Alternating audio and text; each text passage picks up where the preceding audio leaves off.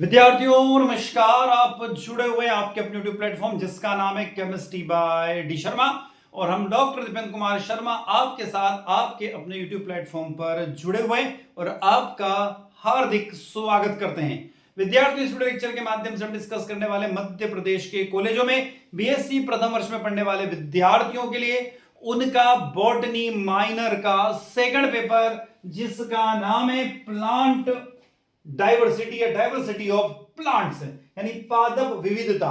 ये जो question paper है ये सम्राट विक्रमादित्य विश्वविद्यालय उज्जैन का पेपर है, किंतु मध्य प्रदेश के कॉलेजों में सभी विश्वविद्यालयों और सभी यूनिवर्सिटी में पढ़ने वाले विद्यार्थियों के लिए भी यह पेपर महत्वपूर्ण साबित होगा। आपको एक आइडिया लगेगा कि पेपर का पैटर्न कैसा रहता है और पेपर किस तरीके से पूछा जाता है। तो विद्यार्थियों को देर ना करते हुए क्वेश्चन पेपर को हम डिस्कस करते हैं कि क्वेश्चन पेपर में किस तरीके से क्वेश्चंस पूछे गए थे और उन क्वेश्चंस के सॉल्यूशन यानी उनके हल की तरफ भी हम आपको लेकर चलते हैं। तो बात करते हैं क्वेश्चन पेपर की। सबसे पहले तो क्वेश्चन पेपर है 70 नंबर का पेपर है, 70 मार्क्स का पेपर है। आपको पास होने के लिए चाहिए 25 मार्क्स यानी 25 नंबर।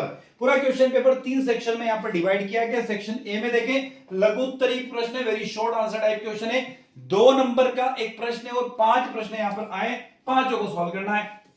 पहला प्रश्न है यहां पर पूछा गया right the name of pigments found in algae यानी शैवालों में पाए जाने वाले वर्णकों के नाम लिखिए। सेकंड क्वेश्चन है टेरिडोफाइट्स में पाए जाने वाले रंभ के प्रकार बताइए। Mention type of stills found in the pteridophytes. तीसरा प्रश्न है मार्किशियस ऑर्डर के लक्षण लिखिए। अगला प्रश्न है ब्रायोफाइटा में राइजोइड्स कितने प्रकार के होते हैं। और पांचवा प्रश्न है मेडन हेयर ट्री किस पौधे का उपनाम है। अगला सेक्शन की तरफ चलते, सेक्शन बी जिसमें शॉर्ट आंसर टाइप क्वेश्चन पूछे गए। लघु उत्तरी प्रश्न है, 4 प्रश्न आपको यहां पर हल करना होंगे और प्रत्येक प्रश्न के अंक 7 रहेंगे यानी 7 नंबर का क्वेश्चन रहेगा। पहला है वॉलवॉक्स की कॉलोनी का नामांकित चित्र बनाइए। Draw the level diagrams of the Volvox colony. अगला है म्यूकर के जीवन चक्र का सचित्र वर्णन कीजिए। नेक्स्ट है मार्किनशिया के जीवाणु विधि में सीता के कार्य को लिखिए। अगला टेरिडोफाइट में पाए जाने वाले भिन्न प्रकार के रंभ को समझाइए। अगला पाइनस कैनेडिल के टीएस का नामांकित चित्र बनाइए। सेक्शन सी में आ जाते हैं। यहां पर प्रश्न आया लॉन्ग आंसर टाइप क्वेश्चन पूछे गए आप लोगों से और 2 प्रश्न आपको हल करना होंगे और प्रत्येक प्रश्न यहां पर 16 अंक का रहेगा। पहला प्रश्न है यहां पर बीरबल सानी, डीडी पंत, एस वीर, शिवराम कश्यप और एमओपी अयंगर का वनस्पति विज्ञान में योगदान का संक्षिप्त वर्णन कीजिए। अगला प्रश्न है कवकों में पोषण की विभिन्न विधियों का नामांकित चित्र बनाइए। अगला प्रश्न है मार्किनशिया में पीढ़ी एकांतरण यानी अल्टरनेशंस ऑफ जनरेशंस का नामांकित चित्र बनाइए। और अगला प्रश्न है साइकस के जीवन चक्र का नामांकित चित्र बनाइए। लास्ट क्वेश्चन है बेंथम और हुकर द्वारा एंजियोजर्मिक पौधे का प्रस्तावित वर्गीकरण की रूपरेखा बनाइए। तो ये प्रश्न है, इन प्रश्नों को हमने देखा। अब मैं इन प्रश्नों के आंसर की तरफ आपको ले चलता हूं। उससे पहले हमेशा की तरह आपसे रिक्वेस्ट है कि वीडियो लेक्चर अच्छा लगता है तो क्या करने का है, समझ में आ गया आपको, वीडियो को लाइक करने का है। लाइक दिख रहा है, बिल्कुल लाइक करने का है, वीडियो को लाइक करने का है। आपके क्लासमेट तक, आपके दोस्तों तक, आपके साथियों को इस वीडियो को क्या करने का है, शेयर करने का है। इसके साथ ही कोई डाउट है तो आप कमेंट बॉक्स में कमेंट करके हमें बता सकते हैं। और अभी तक आपने आपके अपने यूट्यूब चैनल को या यूट्यूब प्लेटफॉर्म को सब्सक्राइब नहीं किया है तो चैनल को सब्सक्राइब अवश्य कीजिए जिससे हमें एक मोटिवेशन मिलता रहे और इसी तरीके से हमेशा हम आपके साथ बने रहें। एक और खास बात, स्क्रीन पर आपको एक नंबर दिखाई दे रहा होगा। क्या नंबर है? नंबर है 77250 77 250 44 325 नंबर दिखाई दे रहा होगा। आपको कुछ नहीं करना है, कष्ट करना है, छोटा सा काम करना है। जिस भी दिन आपका मेजर, माइनर, एमडीसी, ठीक है, वोकेशनल कोर्स, हिंदी, इंग्लिश और अंडरस्टैंडिंग इंडिया का जो पेपर होगा वो पेपर हमें क्लिक करना है। आपको पेपर को क्लिक करना है और इस नंबर पर व्हाट्सएप के माध्यम से आपको क्या करने का है, भेजने का, सेंड करने का। क्यों? ताकि मध्य प्रदेश के सभी विद्यार्थियों को उस पेपर को हम पहुंचा सके और उनको भी मदद मिल सके। चलते हैं देर ना करते हुए क्वेश्चन के सॉल्यूशन की तरफ। पहला प्रश्न, शैवालों में पाए जाने वाले वर्णकों के नाम लिखिए। पिगमेंट्स के बारे में प्रश्न पूछा गया है तो right the name of pigments found in algae.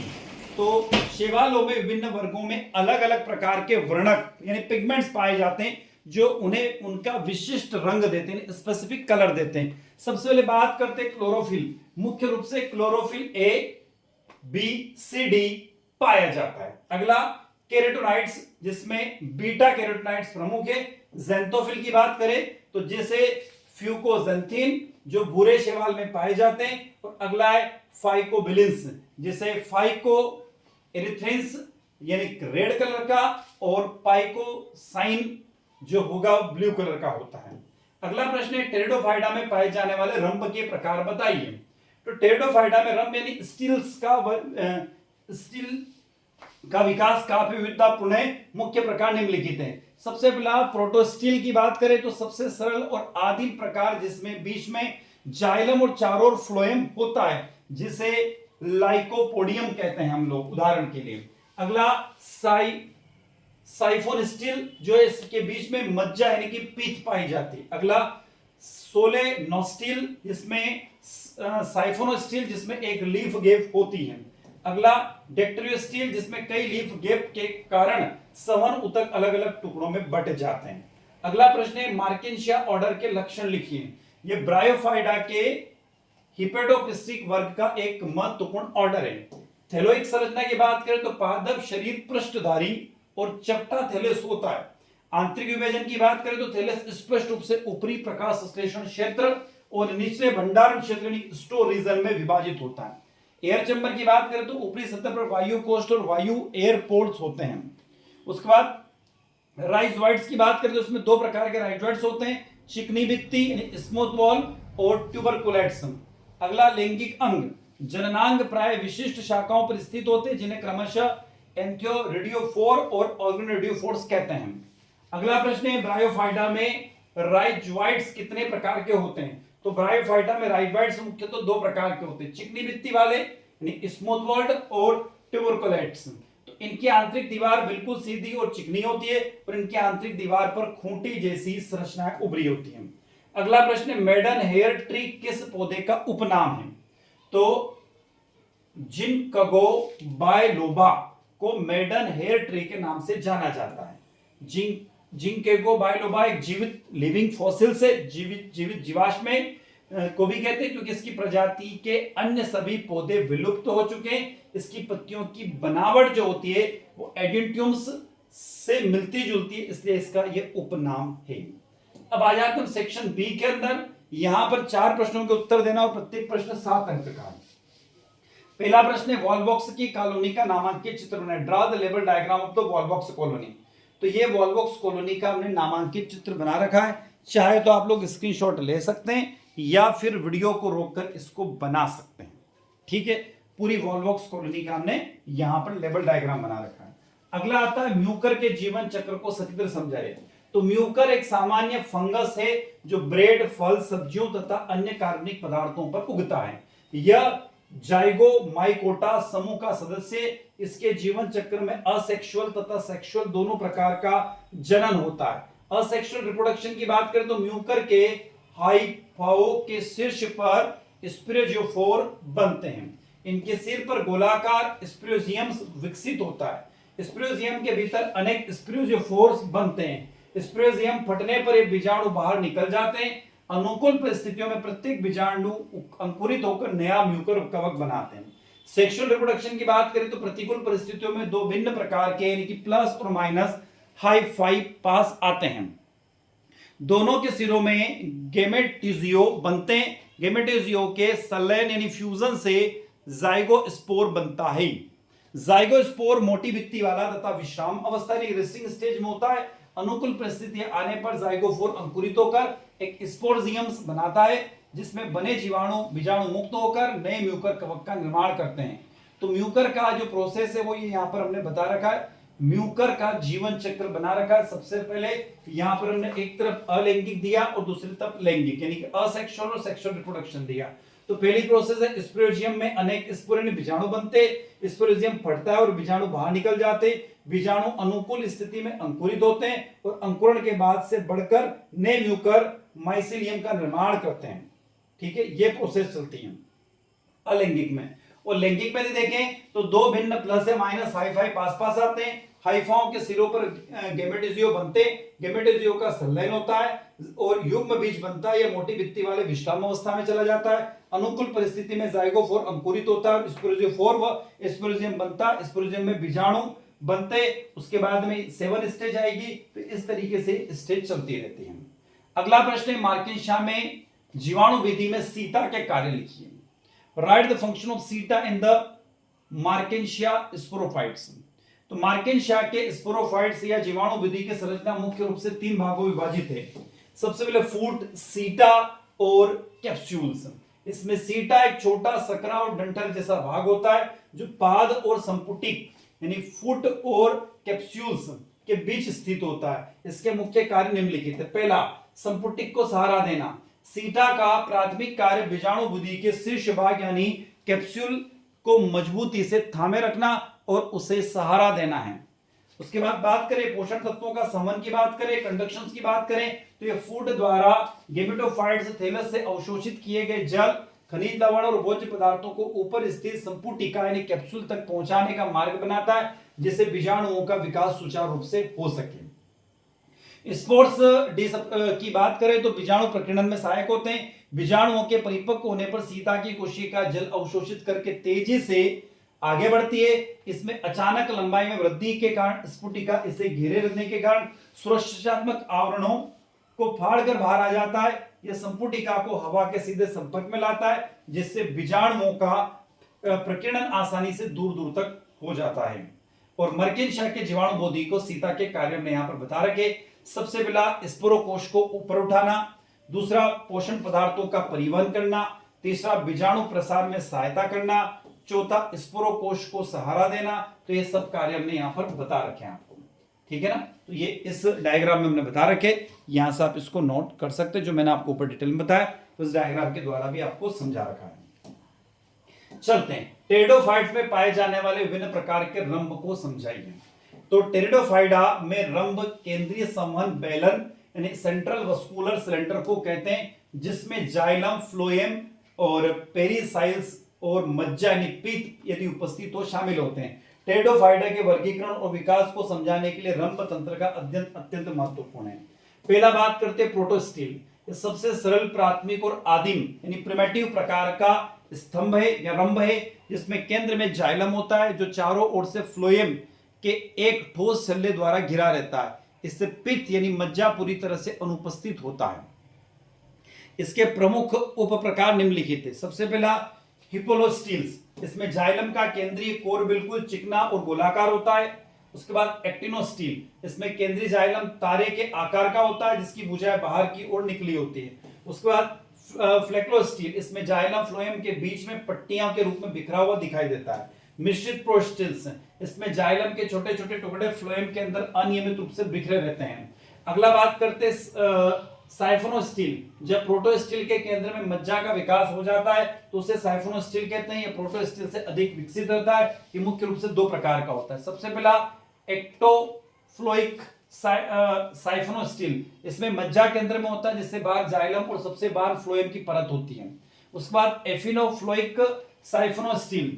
इसमें केंद्रीय मज्जा के दोनों ओर फ्लोएम की परतें पाई जाती है, यानी केंद्र आंतरिक फ्लोएम, जाइलम बाह्य फ्लोएम की तरफ होता है। उसके बाद सोलेनोस्टिल्स। यह साइफोनोस्टिल का एक रूपांतरित फॉर्म है। जब साइफोनोस्टिल में पत्ती की ओर जाने वाली संवहन नलिकाओं के कारण स्पष्ट पर्ण अंतराल सिंगल लीफ गैप बन जाती है तो उसे सोलेनोस्टिल कहते हैं। यह भी एक्टोफ्लोइक और एम्फीफ्लोइक प्रकार का हो सकता है।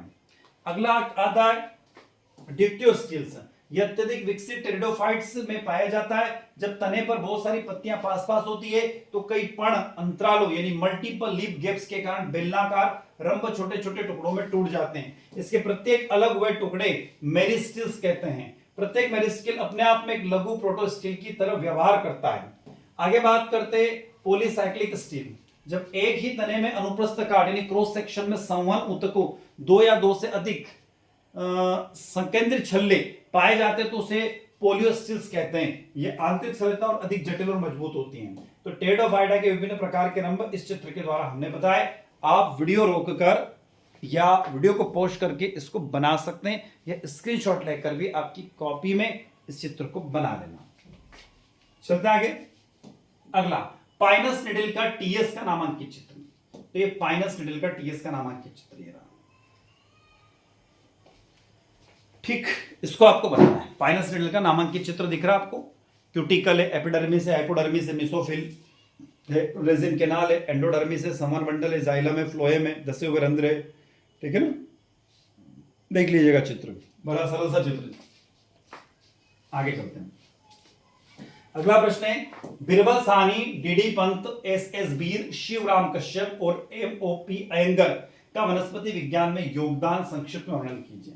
तो भारत के इन महान वनस्पति शास्त्रियों बोटनिस्ट ने न केवल देश बल्कि वैश्विक स्तर पर प्लांट साइंस के क्षेत्र में ऐतिहासिक योगदान दिया। इनका संक्षिप्त परिचय यहां पर देखते हैं और समझने की कोशिश करते हैं। प्रोफेसर बिरबल साहनी की बात करें तो पूरा वनस्पति विज्ञान के जनक कहे जाते हैं। प्रोफेसर बिरबल साहनी को भारतीय पुरा वनस्पति विज्ञान का जनक यानी फादर ऑफ इंडियन पैलियोबॉटनी कहा जाता है। जीवाश्म पौधे पर शोध की बात करें, उन्होंने भारत के विभिन्न भूवैज्ञानिक क्षेत्रों से पौधों के जीवाश्मों का व्यापक अध्ययन किया। आगे बात करें तो होमोसाइक्लोनो राजमहल्स, इन्होंने राजमहल पहाड़ियों से एक अनूठे जीवाश्म पौधे की खोज की और उनकी विस्तृत व्याख्या की। पेंटो किसली, साहनी जी ने जीवाश्म पौधे के एक बिल्कुल नए समूह की खोज की जिसने वैश्विक स्तर पर पादप उत्विकास यानी प्लांट इवोल्यूशन को समझने में मदद की। संस्था की स्थापना कर तो उन्होंने लखनऊ में 1946 में इंस्टीट्यूट्स ऑफ पेलियोबॉटनी की स्थापना की, जिन्हें अब उनके सम्मान में बिरबल साहनी पूरा विज्ञान संस्था यानी BSIP कहा जाता है।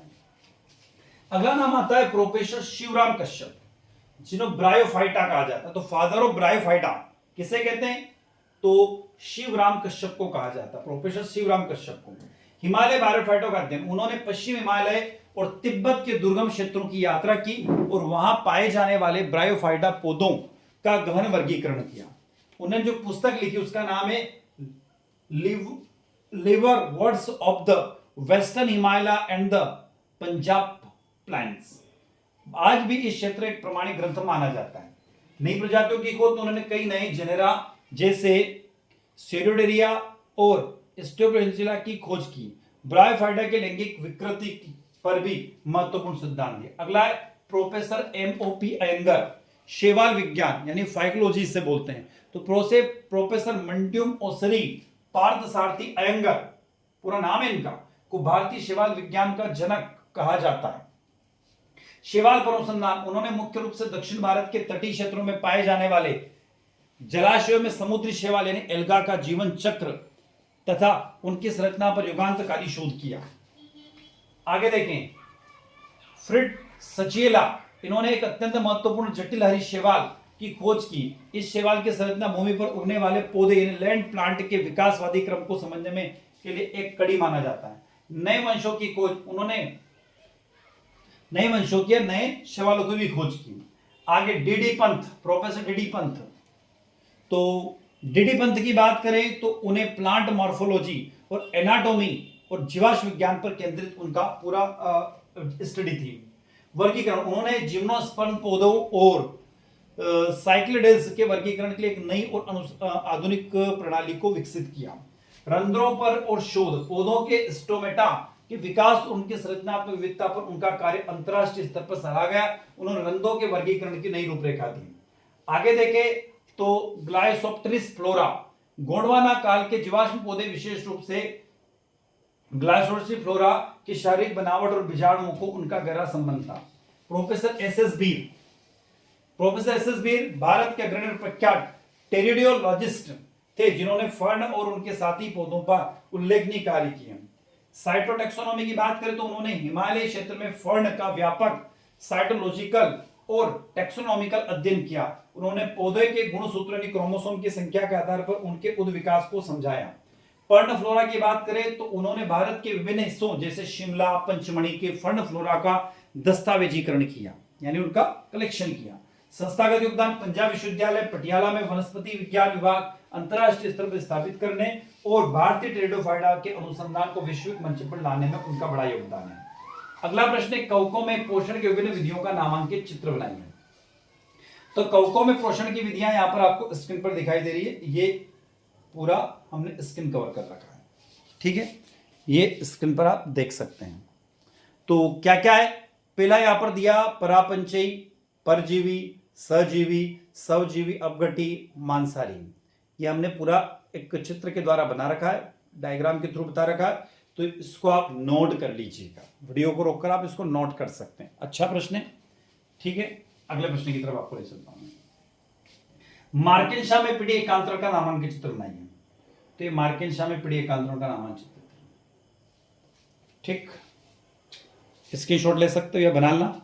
इसके नीचे भी है थोड़ा सा चित्र भी, ये यहां पर है, ये यहां पे। तो एक तो यहां तक बनाओ इसको, ठीक। पहले तो इतना बना लीजिए आप चित्र, ठीक है। या तो स्क्रीनशॉट ले लो, ले लिया। फिर नीचे आ रहा फर्टिलाइजेशंस, ठीक। ये इतना, तो आप इसको वीडियो को रोककर बना लीजिएगा। मैं वीडियो से थोड़ा स्क्रीन से दूर जा रहा हूं, ठीक है विद्यार्थियों। चलते अगले प्रश्न की ओर। साइकस के जीवन चक्र का नामांकित चित्र, ये रहा साइकस का। पूरी स्क्रीन कवर करवा रखी है हमने आपको, साइकस का जीवन चक्र। चलना आगे। अगला, बेंथम रोकर द्वारा एंजियोधर्मिक पौधों के प्रस्तावित वर्गीकरण के बारे में बात।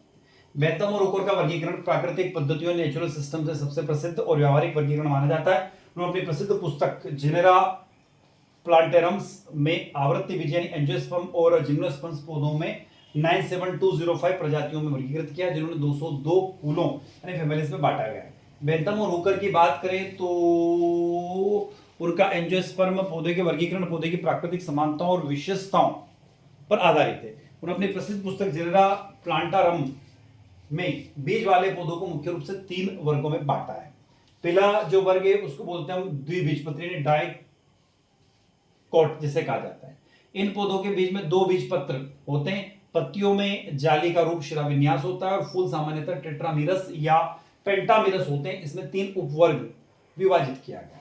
सबसे पहला है पॉलीपेटली। इसमें वे पौधे आते हैं जिनमें पंखुड़ियां स्वतंत्र या अलग अलग होती है। इसे आगे 3 श्रृंखलाओं में बांटा गया है। सबसे पहला थैल्मीफ्लोरी, ठीक है।